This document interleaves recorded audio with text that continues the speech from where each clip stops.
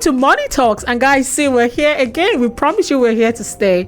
My name is Oluwatosin Olasende. I'm the founder of Money Africa. At Money Talks, the podcast of Money Africa, we talk about everything relating to your pocket, how to make it, how to grow it, and how to build it. We want the money to stay. So we're making the money and we are keeping the money.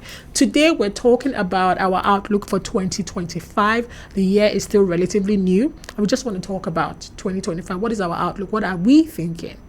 I have here with me Koinsola. Please introduce yourself. I'm Koinsola and I'm here with Tosin. I'm Money Africa Financial Research Analyst. Let me ask you, Koinsola, what do you think about 2025? How do you feel about it from an economic point of view? Okay, I would say 2025 holds holds a prospect of a more stable economy compared to 2024 and 2023. That's what you're thinking? Yeah. All right. For me, what I'm thinking for 2025, for instance, in November 2023, the inflation rate was at 26.2%. But guess what happened? It went all the way up to about 34.6%. Right. So if you're looking at the 1-year treasury bill from 11.6% all the way to 26%, right? So if you're looking at all those numbers and what is happening in the market, in 2023, the Naira to the dollar fell by 40%. In 2024, it fell further by another 40%, right? So you've seen quite some volatility over the years. But what 2025 is looking like now is, hey, it's looking like stability, like the worst has happened, hopefully. And it's looking like we have reached a point, right? They've made a lot of hard decisions, the removal of the PMS subsidy, right? You're also seeing them facing out the FX arbitrage, right? So what is an arbitrage or what is an FX arbitrage? Under normal circumstances, what looks like a fair number is when your official market and your black market has a difference of just about 5%. Anything significantly more than that is a proper arbitrage. So if you look at what used to happen in the past, sometimes you see like the official market is having back in those days, official market could be like 360 Naira to the dollar. But when you go to the black market, right, it's about 700, it's about 800. That is a proper arbitrage.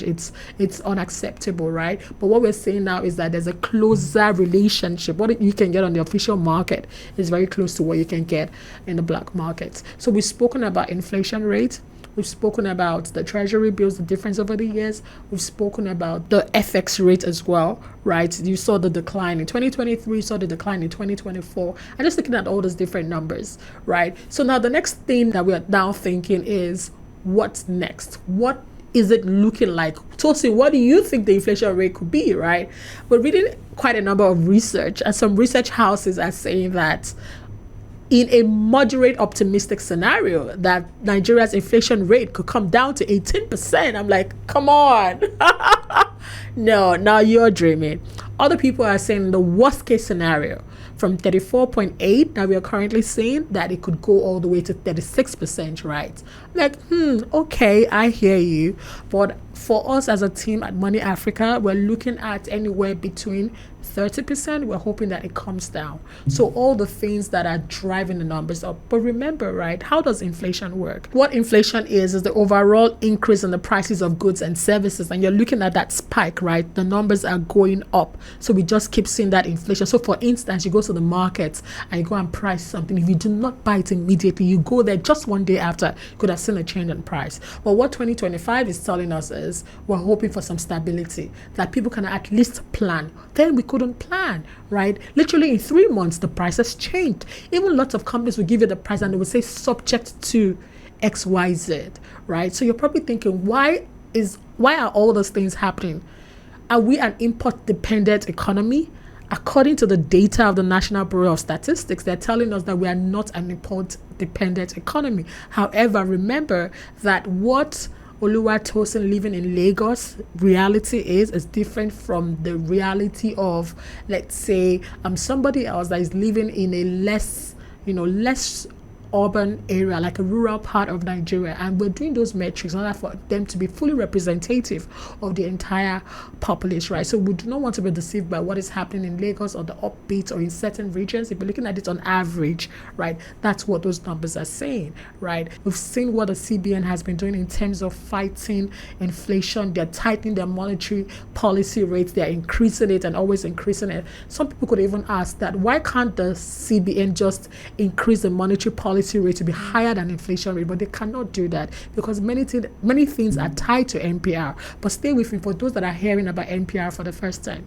This is the monetary policy rate. This is the rate that the Apex Bank usually lends to commercial banks. So let's say as of today, the monetary policy rate, it ranges anywhere from between 26% to like 28%, right? What that means is that if I were to go to the bank to take a loan, the commercial bank is still going to add their own margin to that rate, and I'll have to get something higher. So whenever the monetary policy rate goes up, that means that I would have to, when I'm borrowing, I'd have to pay more for borrowing. But this also works well for those that are investing. So what happens with your investment is that you're actually getting more returns for your investment, right? So people that are investing will benefit from this because, the rates are going up, right? But then it's like a catch-22. If you're not earning enough, or inflation is fighting you from different angles, you might not be able to take opportunity or take advantage of those investment opportunities. Let's look at treasury bills. The treasury bill return went from about 11.2%, right, to 26%, right?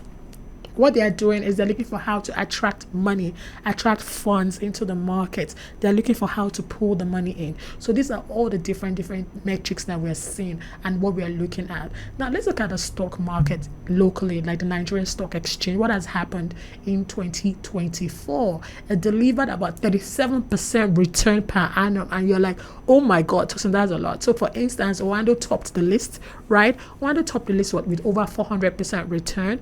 You also see companies like Sunu Assurance. You also saw Tantalizers, but Tantalizers is not that liquid.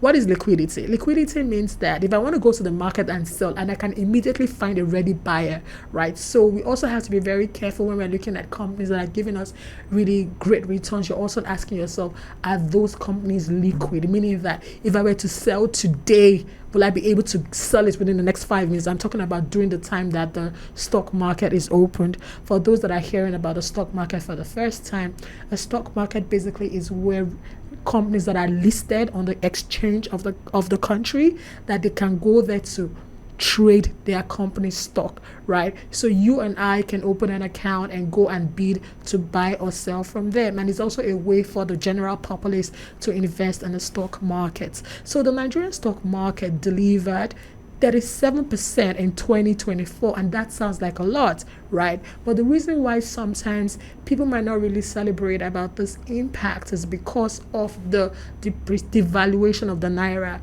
right? Because imagine your stock market is giving you like a return of about 37% in a year, which is like fantastic.